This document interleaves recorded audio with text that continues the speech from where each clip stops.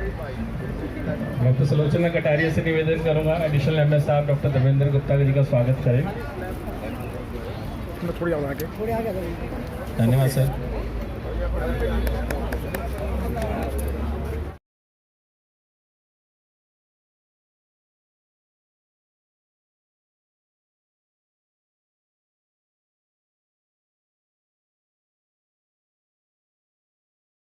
इस news channel पर जो भी चैनल में आपका हार्दिक स्वागत है। और आज हैं हम जीबी पंत अस्पताल के अंदर, गुरु गोविंद पंत अस्पताल के अंदर, और यहाँ पर all India SC worker association ने बाबा साहब की जयंती को बड़े धूमधाम से मनाया। और यहाँ पर मुख्य अतिथि के रूप में डायरेक्टर, समाज सेवी और सभी डॉक्टर्स लोगों ने यहाँ बड़े धूमधाम से मनाया। और आप इन शख्सियत को देख रहे हैं, ये पवन वर्मा जी बड़े जिद्दी हैं।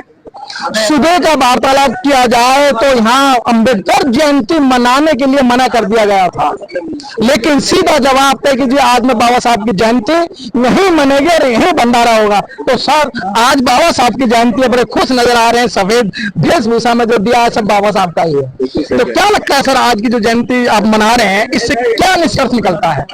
सबसे पहले तो मैं सभी जो भी हमारे मुख्य अतिथि आए उन सबका मैं हार्दिक स्वागत करना चाहता हूं। बाबा साहब भीमराव अंबेडकर जी की आज हमने 134वीं जन्म जयंती उत्सव मनाया, और इसमें मैं प्रशासन का भी मैं सहयोग मानता हूं इसमें, क्योंकि सुबह थोड़ी सी अड़चन आई थी हमारे इस प्रोग्राम में, जैसे आपने बताया अभी। मैंने नहीं बताया सर, जो विश्व सूत्रों से ज्ञात हुआ है, तो आप विश्वसी सूत्रों से पता चला, ये बिल्कुल सही बात है जी। लेकिन इसमें हम गए तो इसमें मैं हार्दिक अपना आभार व्यक्त करना चाहता हूँ अपने निदेशक डॉक्टर अनिल अग्रवाल जी का।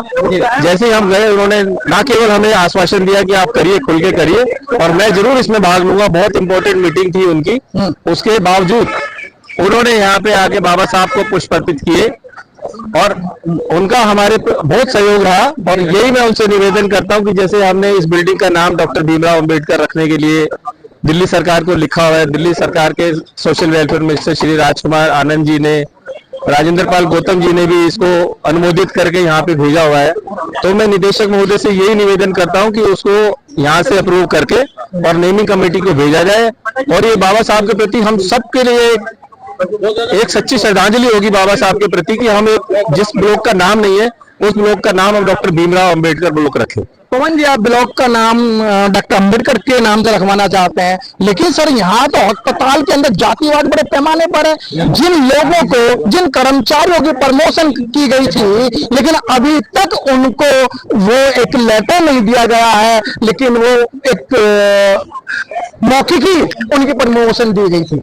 नहीं, उस पर भी हमारे डायरेक्टर प्रशासन से बात हो रही है, डायरेक्टर महोदय से, तो उन्होंने हमें आश्वासन दिलाया है कि ये जो कुछ एक आउटसोर्स से मतलब भरने का एक प्रोविजन होता है, तो उसके लिए सचिवालय गई है। जैसे ही वो सचिवालय से फाइल आएगी तो उन्होंने हमें आश्वासन दिलाया कि उसको मैं 1 महीने में कर दूंगा।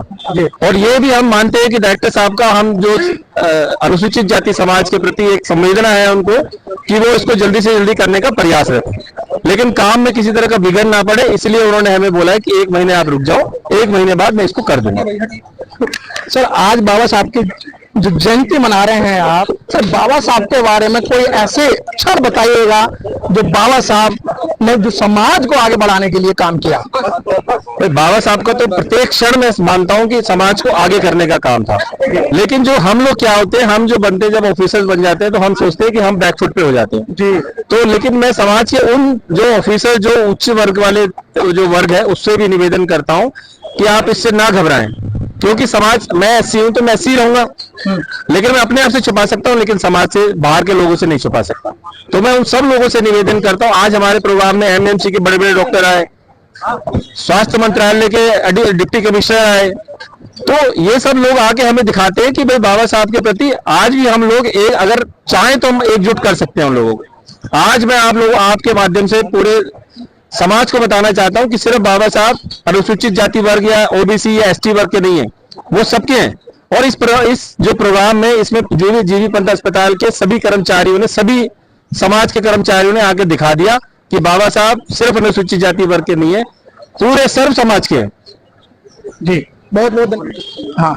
मुकेश जी, क्या लगता है कि बाबा साहब ने अपने 4 बच्चों की कुर्बानी दी, बिगड़ दवाई के कारण अपनी पत्नी को भी गंवाया, लेकिन बाबा साहब को जानते तो हैं लेकिन बाबा साहब की मान नहीं रहे, क्या कारण है? सर उसमें कारण ये है कि अभी जागरूकता बंदे हो नहीं पाए लोग सारे। जागरूकता करने के लिए हम लोग अभियान चला रहे हैं और जागरूकता लोग हो रहे हैं धीरे धीरे, क्योंकि उन्होंने तो कुर्बानी दे दी, कर दिया साबित कि भाई हम जो है हमने बच्चे कुर्बानी दिए आपके लिए, लेकिन हमें अभी ये कुर्बानी जो दी है उन्होंने, हम उसका एक मोल तो बना सकें कि भाई उन्होंने कुर्बानी जो हमारे, हम आगे बढ़ाएं उस चीज को कि भैया हमारे समाधान है, जितना भी हमारे कुछ लोग हमें छोटा बताते हैं हम उनको बराबर में लाएं, कैसे करें, तो उसकी जागरूकता हम चला रहे हैं। तो हमने शुरुआत की है, तो हम अपने STC से करना चाहता हूँ कि भाई जैसे हम कर रहे हैं हमारे और भी लोग आगे जुड़े।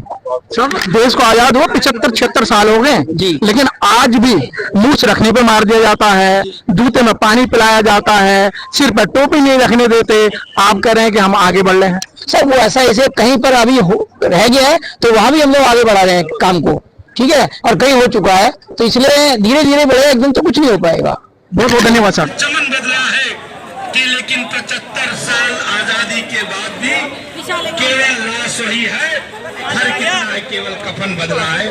मेरे दोस्तों कुछ बदला नहीं है, बदलने की जरूरत है। और कौन बदलेगा? हम और आप बदलेंगे।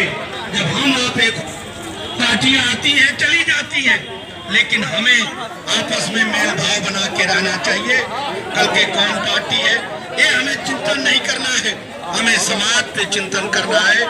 और जिसने समाज का चिंतन कर लिया वो सबसे बड़ा चिंतन है। इसी लफ्जों के साथ जय भीम, जय भारत, नमो बुद्धाय, वंदे मातरम, जय भारत माता।